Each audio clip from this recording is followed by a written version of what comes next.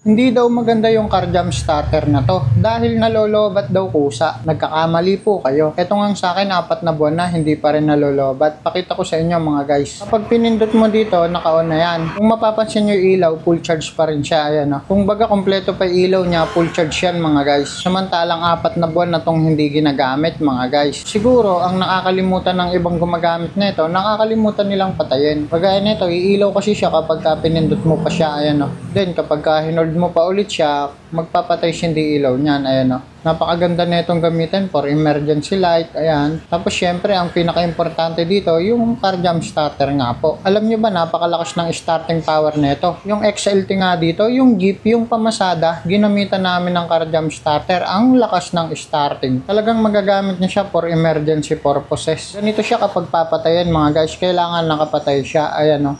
Kailangan hindi na siya nakailaw. So ayan, naka-off na yan. Hindi na siya malolobat kahit na 4 na buwan nang naka-stock. Actually siguro kahit 1 year basta hindi naka-on. Yung iba kasi nakakalimutan lang talaga naka-on pala yung kanilang ganito. Kaya naman napakasulit nito. May kasama siyang box. Ayan o, kompleto na mga guys. Available nga pala ito sa Yellow Basket natin. Nasa 900 pesos yata ito o mga 1,000 pesos. Ako kasi nagagamit ko talaga siya. Meron kasi kaming sariling battery shop. Kaya kapag kailangan mag-jump start, nagagamit ko siya. Dito ko lang siya nilalagay. So ayun lang. Maraming salamat po. Sana nakatulong.